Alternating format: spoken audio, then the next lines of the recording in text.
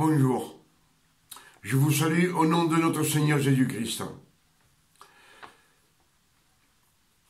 Que Dieu vous bénisse. Ce que je souhaite aujourd'hui, c'est que Dieu vous bénisse avec ce message que je vous apporte ce matin. Ce message est un message d'évangélisation pour notre instruction sur les choses cachées du livre de la jeunesse et sur la grâce de notre Seigneur Jésus-Christ. Ce message, ce matin, c'est pour notre instruction. Ce message, c'est pour toi. Toi qui regardes mes vidéos. Toi qui écoutes mes messages. Toi qui es chrétien ou chrétienne et qui aime Dieu et qui aime Jésus. Si tu lis les Écritures, je te demande de les étudier bien. Repasser les Écritures. Quand on insiste sur les Écritures, on arrive à trouver des choses que Dieu nous révèle. Ce message, c'est un message de la grâce de notre Seigneur Jésus-Christ.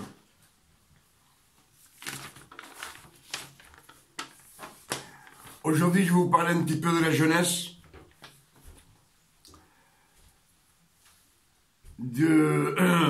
quand Dieu dit à Noé, alors c'est Genèse 6,14, Dieu dit à Noé, construis une arche en bois et tu l'enduiras avec de la poix à l'intérieur et à l'extérieur, dedans et dehors.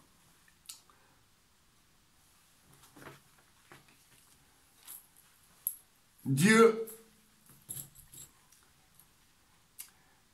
quand Adam et Ève péchèrent,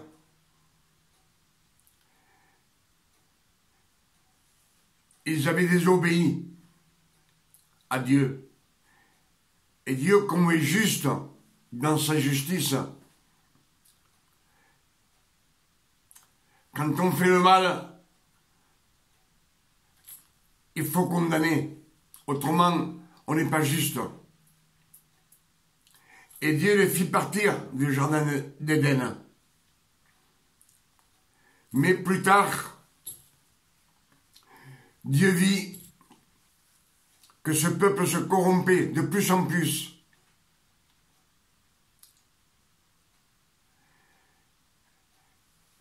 Et Dieu regarda sur la terre, il vit ce peuple.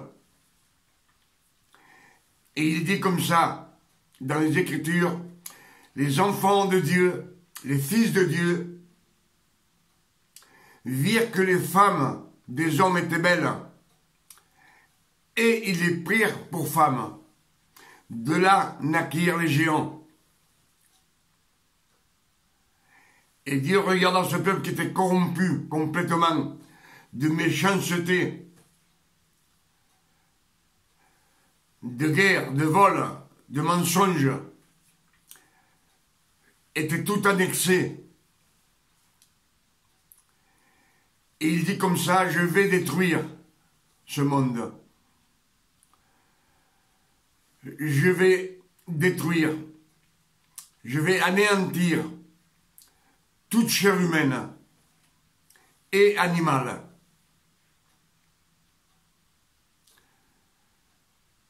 Car ce peuple ne fait que des péchés. Et il dit comme ça, l'homme ne vivra plus aussi longtemps. Ses jours seront accourtés jusqu'à 120 ans.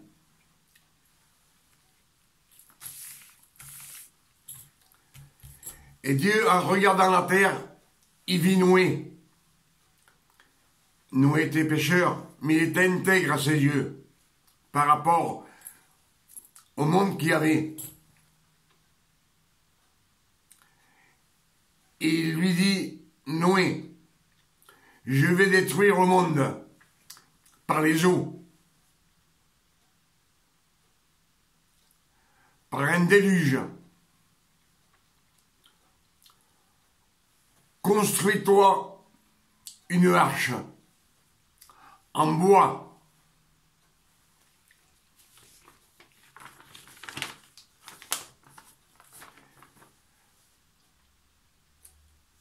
Il lui donna les dimensions. Il dit, tu la construiras en bois de gopher. Et tu l'enduiras à l'extérieur et à l'intérieur avec de la poix. Le bois de gopher, c'est du cyprès.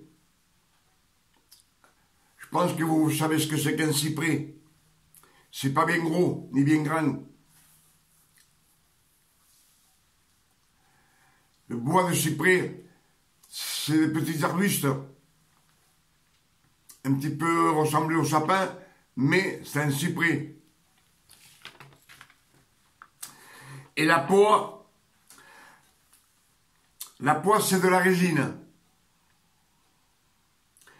mélangée avec du goudron végétal. Et quand on le mélange et on le chauffe, ça devient noir. Et Noé fit ce que Dieu lui avait dit. Il enduit l'arche avec de la poix à l'extérieur et à l'intérieur. Alors imaginez de la poix noire, cette arche immense qui faisait 150 mètres de long sur 35 mètres d'auteur, tout noir.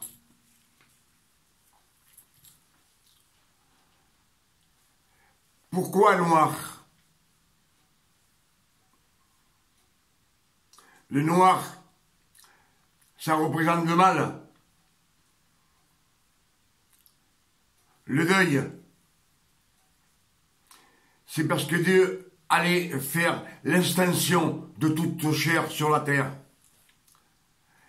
Chair humaine et chair animale, tout. Tout allait mourir, même les oiseaux du ciel.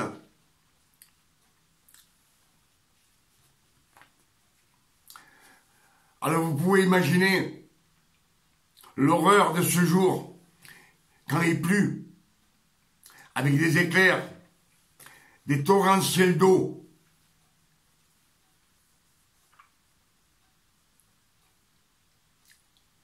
Et ça représente un petit peu Jésus, l'arche de Noé, Jésus, parce que tout celui qui aurait voulu monter dedans était sauvé. Comme Jésus sur la croix, celui qui regarde à Jésus de nos jours est sauvé. S'il fait ce qu'il dit, et lui ce qu'il voulait, c'est qu'il monte dans le bateau, dans l'arche. Mais personne n'a eu la foi en Dieu. Le seul qui a eu la foi, c'est Noé. Pour ça, il est monté dans l'arche.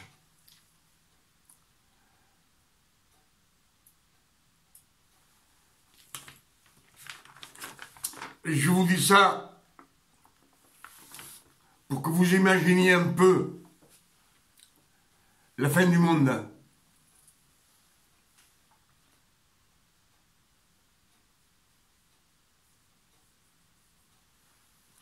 Qui est proche. La venue de Jésus est proche. Pas la fin du monde, mais la venue de Jésus. Mais une fois que l'Église sera partie, il va y avoir une grande tribulation sur la terre. Et on va rentrer dans la prédication que je vais vous exaucer aujourd'hui, ce matin. Exode 37, verset 1. Bezalel construit l'arche de l'alliance et il la fit de bois. Il la fit en bois d'acacia. En bois d'acacia, c'est une matière dure, très dure, très résistante, qui représente Jésus, sa volonté, sa force.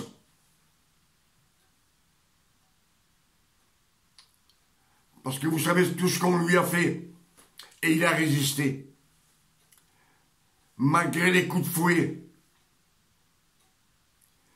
malgré les clous.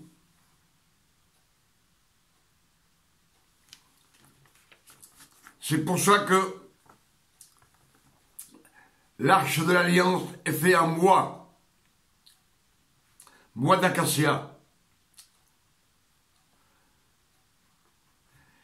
Et il la couvrit d'or.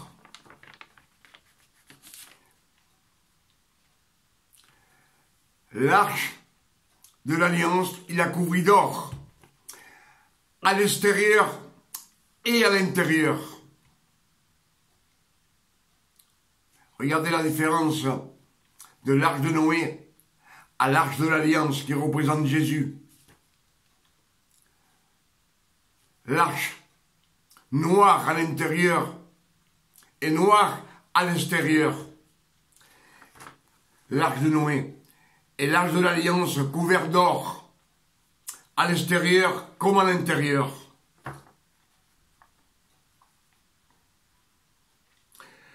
Et il plaça un propitiatoire d'or pur pour le couvercle, c'est-à-dire pour le couvercle de l'arche de l'alliance. Il fit un couvercle qui s'encastrait pour qu'on ne puisse pas voir ce qu'il y avait à l'intérieur.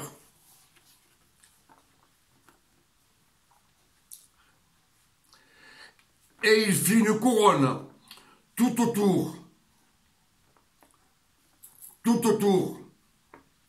une couronne d'or.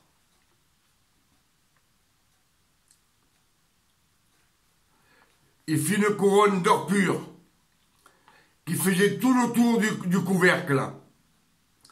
Et en plus, il mit 2 anges, 2 chérubins,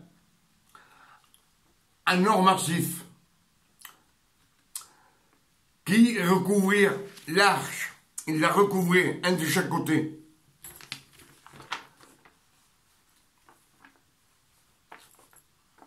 Il mit 2 anges qui représentent Gabriel et Michael, pour garder l'arche de l'alliance.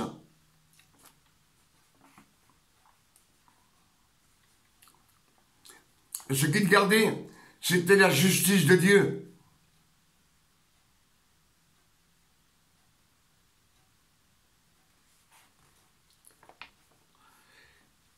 Et le couvercle était pour sceller et que personne ne puisse regarder dedans de l'arche. Parce que dans l'arche, il y avait les tables de la loi, il y avait la manne, et aussi le bâton fleuri. Ce bâton qui avait été coupé, il avait fleuri, qui représente la résurrection de la vie. La résurrection, la vie après la mort.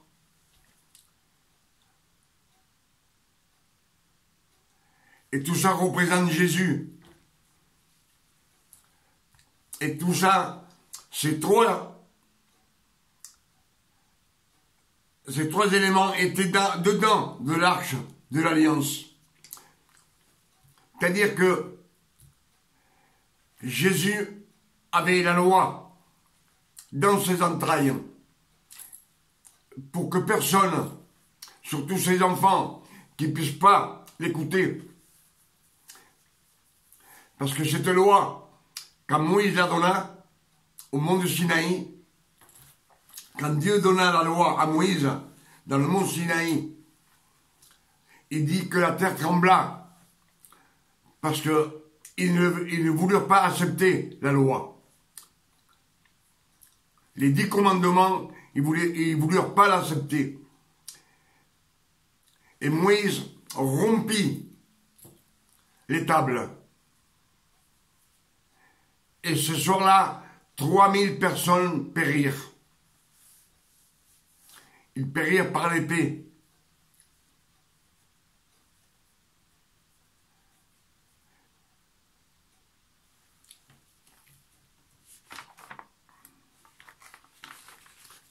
Ce propitiatoire, sur le propitiatoire, il servait, quand on tuait des animaux, on sacrifiait, le sang, on le mettait dessus.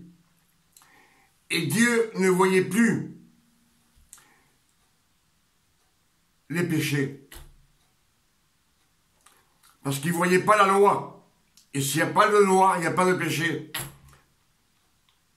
Et ça, on le faisait une fois par an. Tous les ans, il faisait un sacrifice pour couvrir le péché du peuple.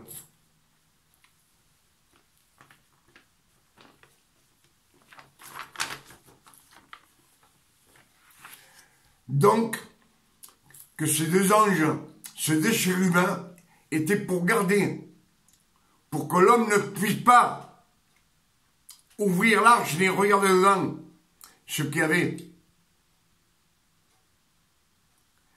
Et Genèse 3, verset 24, Dieu dit, Dieu plaça 2 chérubins pour garder l'arbre de vie. Dieu plaça 2 chérubins pour garder l'arbre de vie. Ces 2 chérubins, ce sont les anges de la justice, ceux qui gardent la justice de Dieu. Ce sont les anges de Dieu, ses anges préférés. L'ange Gabriel et l'ange Michael.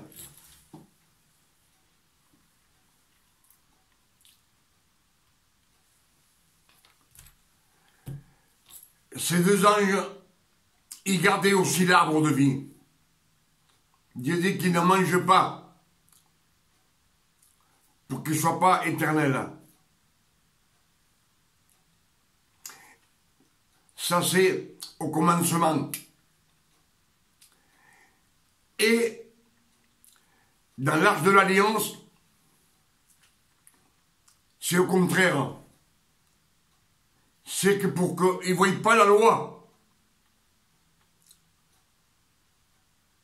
ni les péchés. C'est caché.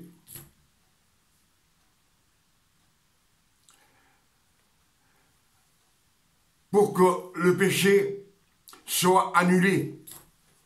Quand Jésus regarde l'arche, il y a le sang qui représente le sang de Jésus sur la croix, qu'il versa.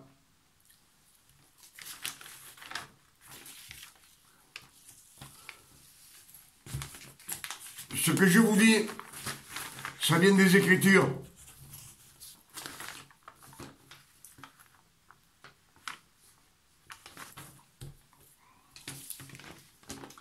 Et dans la loi, la foi, c'est primordial. Si on n'a pas la foi, on n'a rien.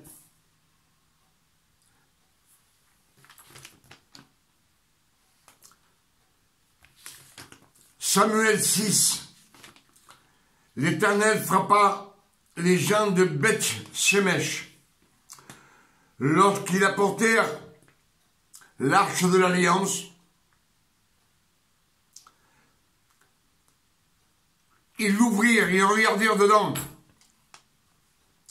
Ils ont regardé dedans de l'arche de l'Alliance. Et l'Éternel frappa 50 000 70 hommes parmi le peuple. L'Éternel les frappa, le peuple, de grandes plaies.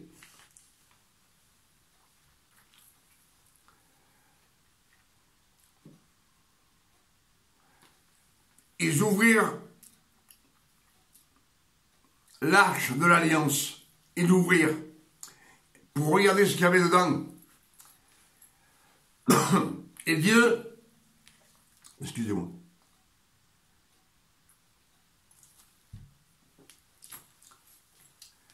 Dieu les frappa de plaies. Et 50 000 70 hommes périrent. Ce fut une grande perte. Mais ça, c'est parce que l'homme, c'est la désobéissance.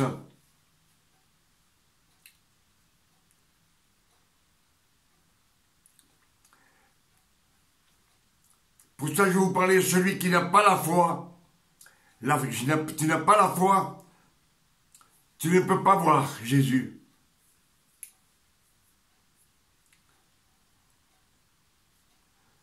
Les 12 apôtres étaient avec lui pendant 3 ans et demi.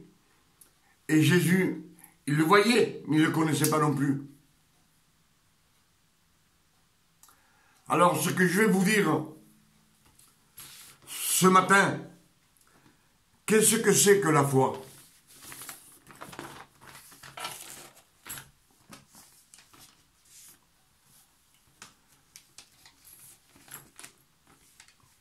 La foi, c'est notre croyance de croire en Dieu.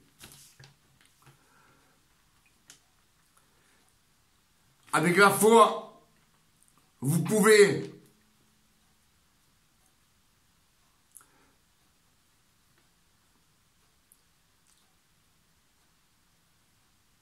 recevoir Christ, Jésus. Vous avez les bénédictions de Dieu. Vous pouvez guérir des malades, faire des miracles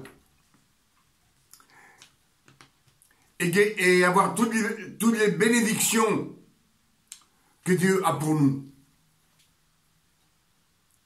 Avec la foi. La foi, c'est le contraire de l'incrédulité. Celui qui est incrédule, il n'a pas de foi.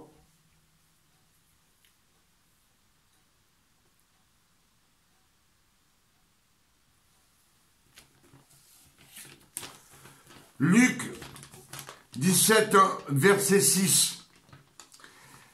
Jésus dit à ses apôtres, si vous auriez la foi comme une graine de sénévé, vous diriez à cette montagne qu'elle se déplace, et elle se déplacerait. Jésus dit à ses apôtres, si vous auriez la foi comme une graine de sénévé, une graine de sénévé, je ne sais pas ce que c'est, mais ça peut être comme un grain de riz, une lentille, ou même plus petit, je ne sais pas, parce que je n'en ai jamais vu.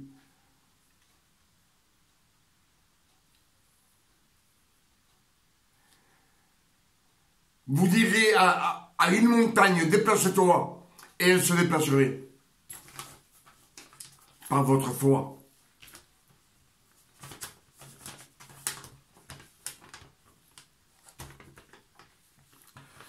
D'après la foi que vous avez, vous recevez les bénédictions de notre Seigneur. Si vous avez une grande foi, vous recevrez plus de Dieu que celui qui a une petite foi. Je vais vous faire une comparaison. Par exemple,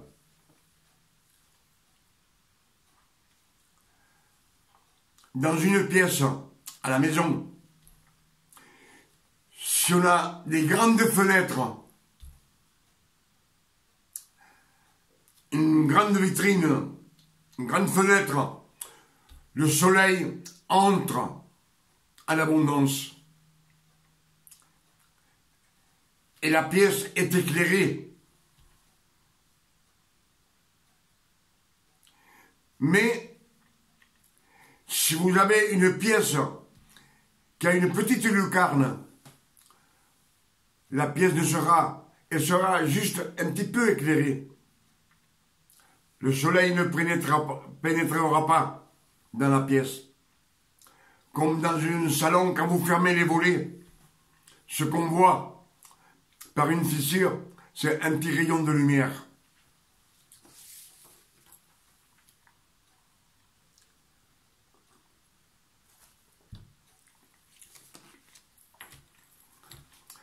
Alors, je pense que vous m'avez compris.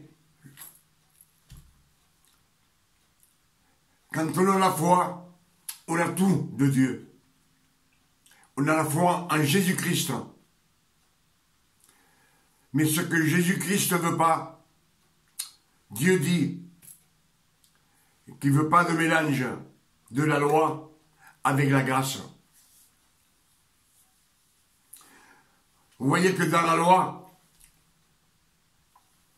50 000 hommes et 50 000 et 70 hommes périrent, le renvoya des plaies.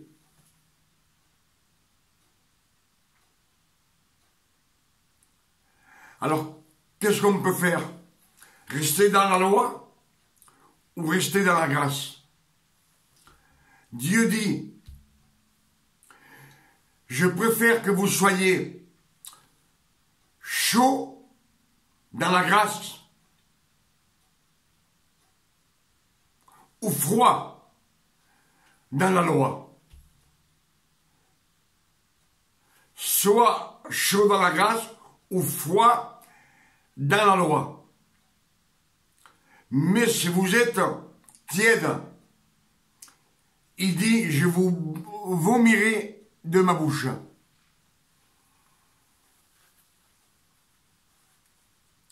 Et tiède, c'est le mélange. Tiède, c'est le mélange. C'est pas celui qui croit un petit peu, et qui croit un petit peu, puis il ne croit pas. Celui qui croit un petit peu en Dieu, il est perdu. S'il croit un petit peu, c'est pas le sens des Écritures, de ce qu'ils disent, les Écritures. Celui-là qui va aux réunions, il écoute les messages, il croit parce qu'il va. Mais après, il part dans le péché. Donc, il est tiède. Il ne s'approche pas assez de Dieu, de la grâce.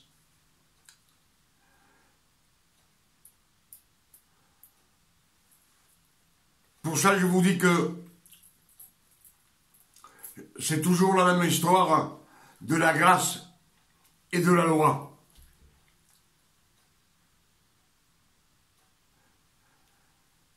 Sarai, la femme d'Abraham, quand Isaac fut né, quand Isaac naquit,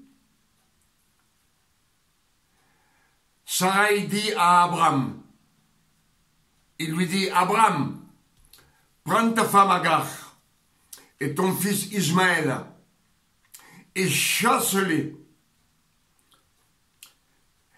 Ils n'hériteront jamais avec l'héritage de mon fils. Ils n'hériteront pas avec l'héritage de mon fils Isaac. Et Dieu dit à Abraham, Abraham fait ce qu'il dit. Et Abraham les chassa de sa compagnie. Donc on voit bien que Dieu ne veut pas de mélange. Abraham crut à Dieu par la foi. Mais Sarai, c'est la princesse de la grâce. La grâce est venue par elle, par son fils, par Isaac. De Isaac est venue toute la descendance de Jacob et ses enfants. C'est eux qui ont formé les 12 tribus.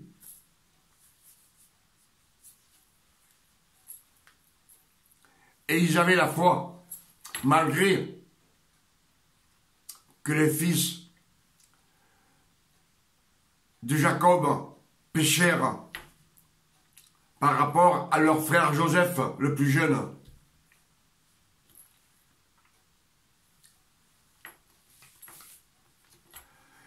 Pour ça, je vous dis de ne pas mélanger la loi et la grâce. Et la loi, qu'est-ce que c'est que la loi? La loi, c'est toujours faire des sacrifices, des rituels,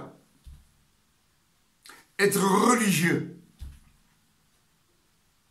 Ça, c'est la loi. La grâce, Jésus ne te demande de rien faire. Pas de sacrifice, pas de rituel. Que tu ne sois pas religieux. Les choses religieuses, il faut s'en séparer. Dieu n'en veut pas des choses rituelles. Il n'en veut pas. Ni sacrifice. Un sacrifice, à l'époque, on en faisait pour tout. On faisait des rituels aussi, pour tout, dans la loi. Et je sais que nous, on a toujours tendance à vouloir faire quelque chose. On dit toujours, oui, mais oui, il faut que je fasse ci, il faut que je fasse ça. Et Jésus te dit, non. Matthieu 11, 28, Jésus dit, venez à moi, vous qui êtes fatigués et chargés.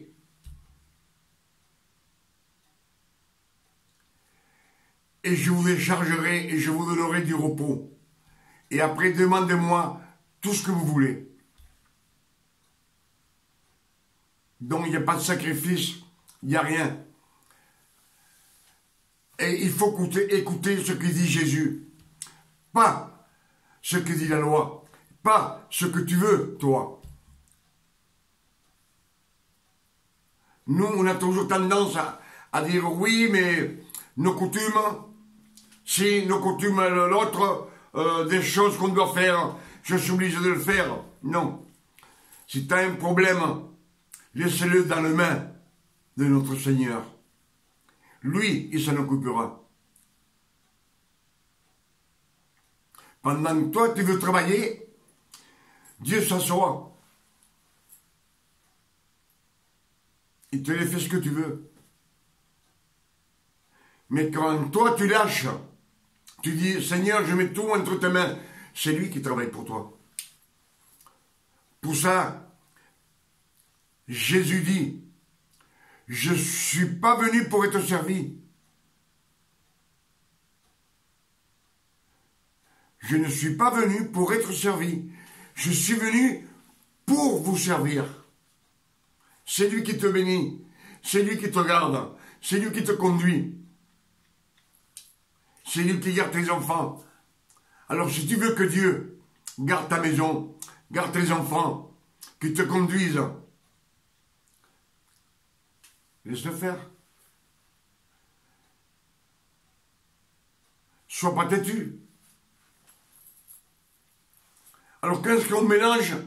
La grâce avec la loi. Ce qu'on mélange, c'est quand on prie à genoux, quand on jeûne,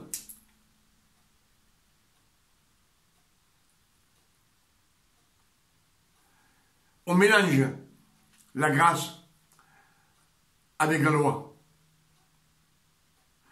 Si tu jeûnes pour avoir quelque chose de Dieu que tu lui demandes, et tu jeûnes pendant 3, 4 jours, même un jour que tu jeûnes, tu es dans la loi. Tu es en train de dire que Dieu est radin, que Dieu est méchant, que Dieu ne fait pas attention à toi.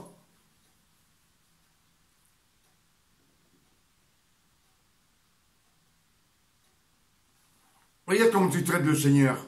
Lui qui a donné son Fils unique pour toi, sur la croix par amour pour toi.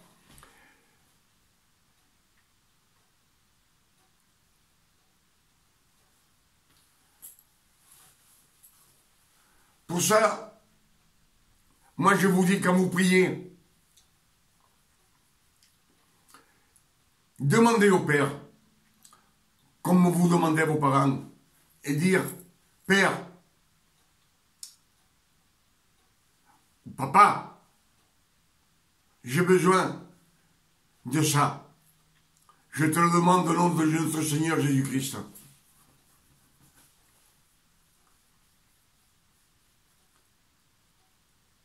Et quand vous priez le Seigneur, que vous lui rendez grâce,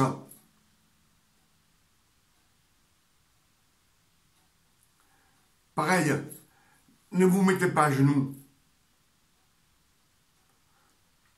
Parlez-lui à votre Père Céleste. Le Père Céleste, il vous entend. Un chrétien, un fils de Dieu. L'Esprit Saint est en nous. L'Esprit Saint, c'est Dieu. Jésus, c'est Dieu. Et on l'a dans notre pensée, dans notre cœur, dans notre âme. Il vit en nous. Parce que c'est lui qui nous garde. Comme il nous tiendrait par la main. Et il vous amène dans la sainteté. De plus en plus. Jusqu'à la perfection. Comme Dieu veut que vous soyez. Mais comme on est toujours pécheurs et on pêche, ne demandez pas pardon non plus à Dieu.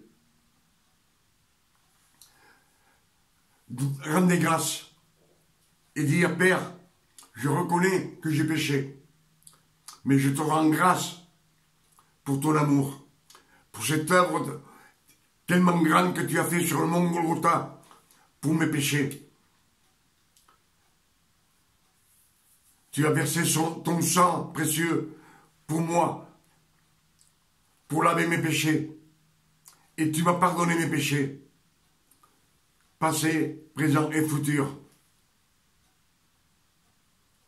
C'est ce que je voulais vous dire. Si vous demandez pardon, il est déjà mort pour vous. Si vous avez des dettes, et moi, je les paye pour vous,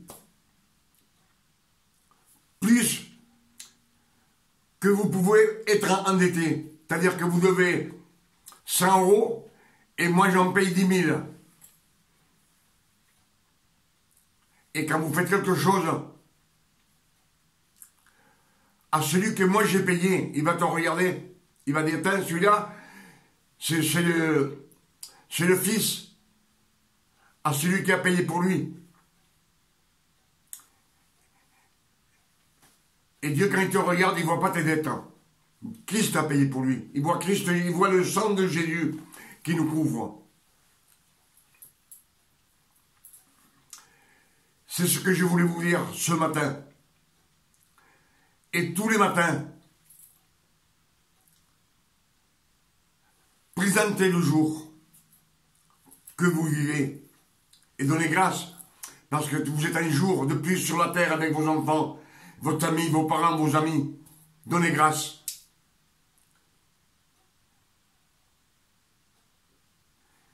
Et dites ainsi, Père, je te rends grâce parce que je sais que tu m'aimes, parce que tu m'as choisi comme ton fils. Alors je te demande au nom de notre Seigneur Jésus-Christ que tu aplanisses mon chemin de cette journée, afin que je ne trébuche pas, que ton sang précieux me couvre des pieds et de la tête, afin que le péché ne s'attache pas à moi, afin que les esprits mauvais s'éloignent de moi.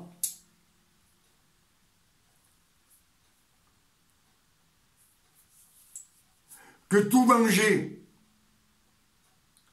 s'éloigne de moi aussi. C'est ce que je te demande au nom de Jésus, notre Sauveur, ce matin. Et je te demande aussi de me donner ce que j'ai besoin pour affronter cette journée.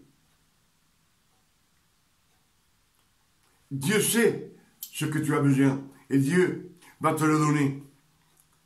Demandez toujours au nom de notre Seigneur Jésus-Christ.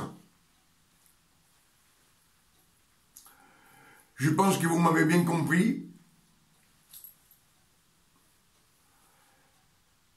J'ai 41 minutes de prédication.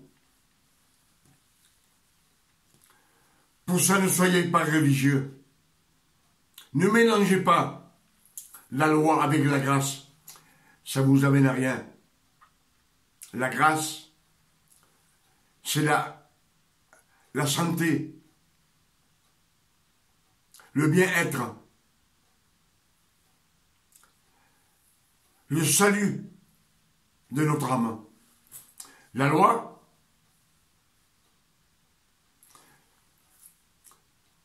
c'est une ruelle qu'il n'y a pas de sortie.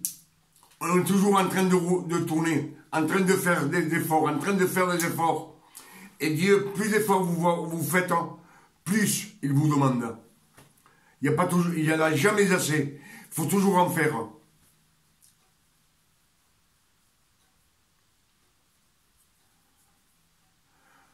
Pour ça, je vous dis que dans la loi, il n'y a pas de repos.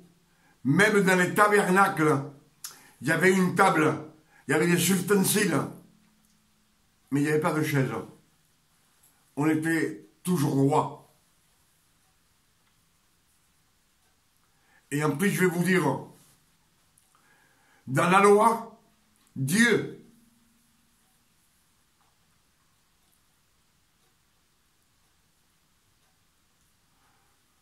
châtie au meilleur de ce fils.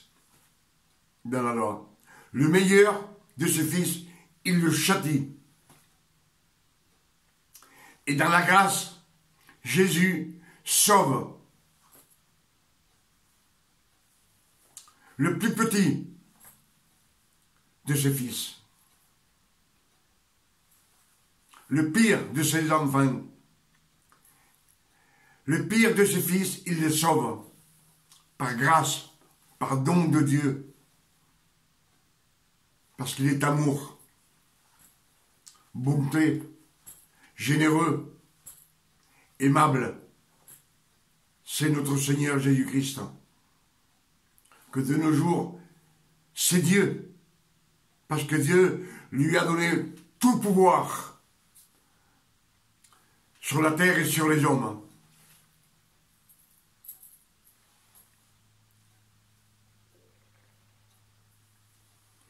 Je pense que vous m'avez bien compris. Je me suis bien expliqué, malgré que je ne parle pas beaucoup français. Il y a toujours quelque chose qui ne va pas. Mais je m'applique pour vous. Et je veux qu'avec ce message, je souhaite et je prie Dieu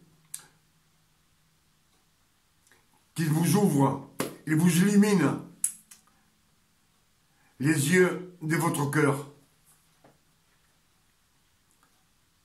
que vous arriviez à comprendre ce que je vais vous dire et ce qu'il y a dans les Écritures surtout. Dans les 4 évangiles, il y a beaucoup de choses cachées, beaucoup de choses. Et dans le livre de la Genèse, c'est tout des paraboles. C'est tout caché, tout pour Jésus.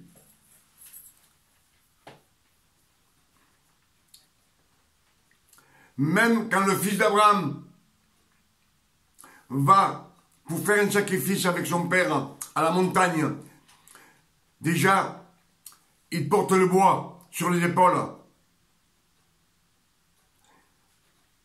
pour aller faire un sacrifice. Parce que Dieu dit à Abraham, sacrifie-moi ton fils. C'est une représentation déjà de Jésus.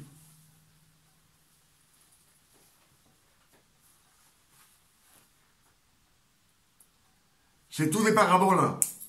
Tout se rapporte à Jésus. Tout le livre de la Genèse se rapporte à Jésus. Ça a été tout fait pour lui, jusqu'à la croix.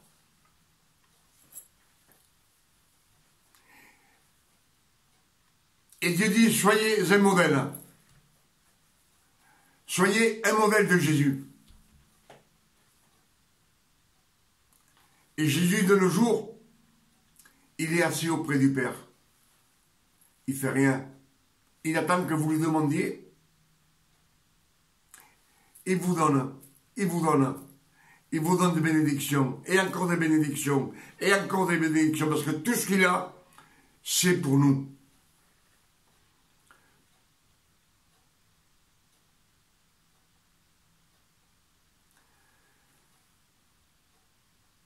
Je ne sais plus quoi vous dire. Je vous dis que Dieu vous bénisse et qu'il vous garde. Et je prierai un petit peu pour tout le monde, pour que Dieu illumine les yeux de votre cœur. À bientôt. Amen.